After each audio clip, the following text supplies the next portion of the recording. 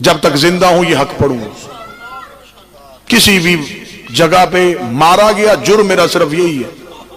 میں آج اتنے لوگوں کے سامنے مائک پہ کیمرے میں کہہ رہا ہوں ایک ہی جرم ہے میرا، حق زہرا پڑھنا. اور میرے لیے یہ سب سے بڑی موت ہوگی کہ میں بی بی کا حق پڑھتا ہوا مارا جاؤں. منت کر کے جاؤں گا اپنی قوم کے بچوں تک، اپنی نسلوں کے کانوں میں ابھی سے کہنا شروع کر دو، بیٹا حالات مشکل آ رہے ہیں، زہرا کو نہ چھوڑنا، نبی کی بیٹی کو تنہا نہ کرنا. ایک لمحے کے لیے کسی دوست کے ساتھ بیٹھے ہوئے تیری زبان سے ایک جملہ نکلے، ٹھیک ہے یار یہ مقدمہ ہے تو صحیح، ہم اس پہ بحث نہیں کرتے، جو ہوا ٹھیک ہو گیا، مجرم بن جائے گا تو زہرا. روئے گا پردے میں تیرا امام. معصوم فرماتے اگر تم چاہتے ہو کہ تمہاری قبر کی پہلی رات میرا دادا علی تمہارا شکریہ ادا کرنے آئے، یہ نہیں کہا کہ ملنے آئے، شکریہ ادا کرنے آئے. مولا فرماتے میری دادی کی حق پہ پردہ نہ ڈالنا. لوگوں کو کھل کے بتایا کرو، بسم اللہ شاہد تشریف، لوگوں کو کھل کے بتایا کرو کہ رسول کی بیٹی دربار گئی تھی.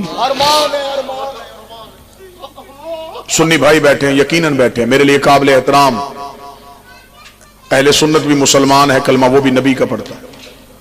میں اپنے اہل سنت بھائیوں سے کہوں گا بھی مجلس ختم ہوگی، جتنی دیر گھر تک جاتے رہنا رستے میں میری بات سوچتے جانا.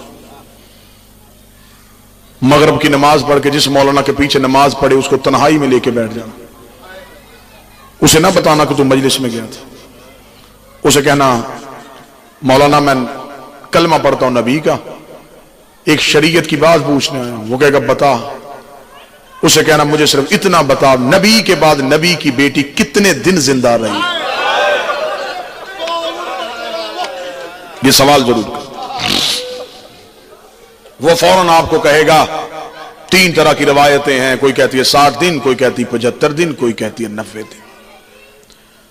جب وہ بتا دے تو اس کے سامنے ہاتھ باندھ کے کہنا مولانا مرنا میں نے ہے، قبر اپنی میں جانا ہے، مجھے صرف ایک سوال کا جواب دے، محمد کی بیٹی دنیا میں کس صدمے سے گئی تھی؟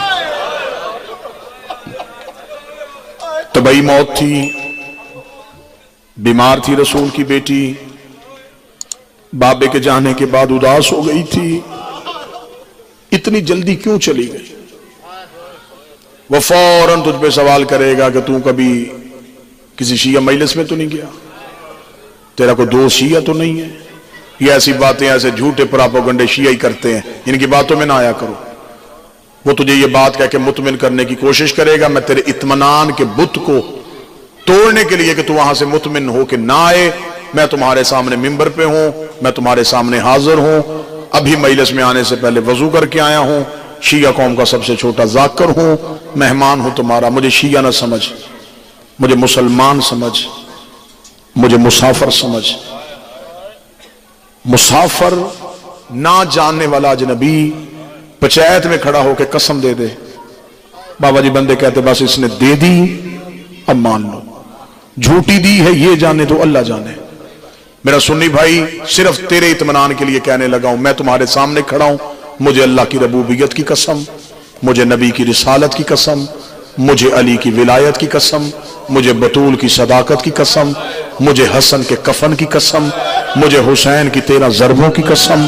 سنی بھائیوں تمہارے مطمئن کرنے کے لیے کہنے لگا غلط پڑھوں، نبی کا مجرم بنوں، علی اپنے نوکروں میں سے نہ اٹھائے، قیامت والے دن میرا شمار یہودیوں کے ساتھ ہو، جہنم کا آخری بدترین ٹھکانہ میرا ٹھکانہ قرار پائے. اتنی بڑی بددعائیں اور قسمیں دے کے کہنے لگا ہوں قتل کیا تھا مسلمانوں نے نبی کی بیٹی. میرا یہ کہنا میری بی بی گواہی میں درج کر لے، میں قیامت والے دن اپنی شہزادی کے سامنے سرخرو ہو سکوں کہ بی بی میں نے قسمیں پڑھ پڑھ کے تیرا قتل پڑھا تھا، لوگ حوالے مانگتے تھے میں قسمیں دیتا رہا ہوں، مارا تھا مسلمانوں نے پیغمبر کی بیٹی.